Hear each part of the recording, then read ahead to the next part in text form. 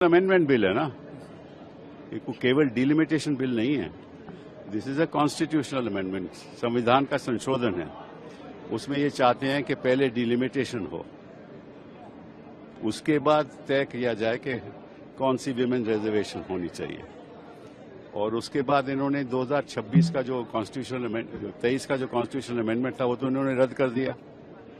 जो उन्होंने वादा किया था और सर्वसहमति से पास हुआ था वो यही था ना कि 2026 के बाद सेंसस होगा, उसके बाद डिलिमिटेशन होगा, फिर तय करेंगे कि महिला आरक्षण कितना होगा। वही था ना, वो उन्होंने रद्द क्यों किया? नहीं चाहते ये नहीं चाहते कि सेंसस हो।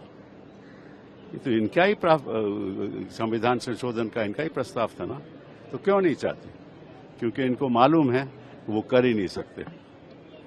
अब इनका मकसद क्या है? ये समझते हैं कि हर वक्त ये देश की जनता को गुमराह कर सकते हैं, लेकिन हम अनपढ़ लोग तो हैं नहीं, वही थोड़ी बहुत तो समझ है कि इनकी मंशा क्या है। ये चाहते क्या, मैं आपको बताता हूं। 2011 का सेंसस तो है नहीं, आज है ना, और तो इन्होंने कोई सेंसस किया नहीं।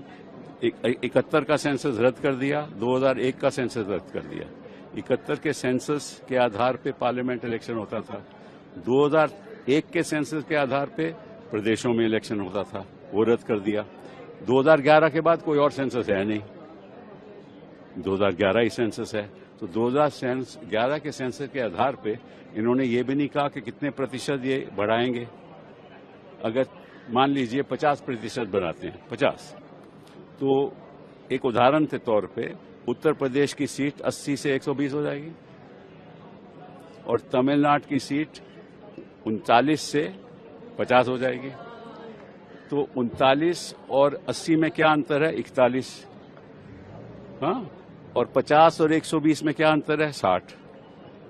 तो नॉर्थ इंडिया में ये 200 सीटें बढ़ा देंगे अपनी, ठीक है ना, और साउथ इंडिया में 66।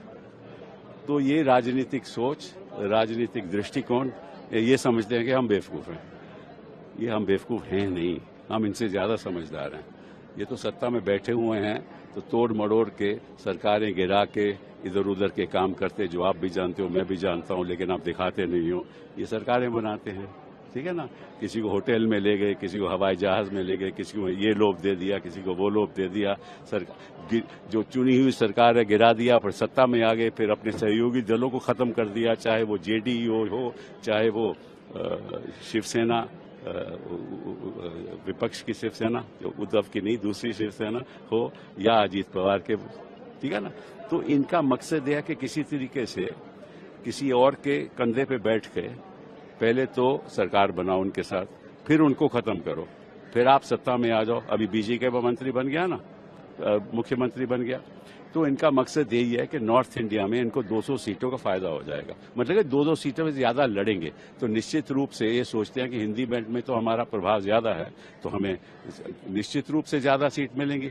और साउथ में अगर 66 सीट बढ़ भी जाती हैं तो उतना फर्क नहीं पड़ेगा, तो ये फिर सत्ता कायम रखेंगे। जब इनके पास 2/3 हो जाएगा फिर ये संविधान बदल देंगे, फिर इसकी जरूरत ही नहीं है। ये इनका मंशा है, ये इनके मकसद है, हम इसको पारित नहीं होने देंगे।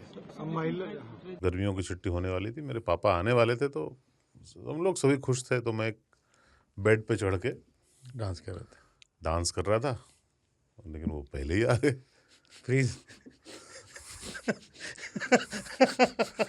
तो मैं उस समय तो कंटिन्यू नहीं कर सकता था ना, तो फ्रीज फ्रेम टाइप का हो गया। कसम पैदा कर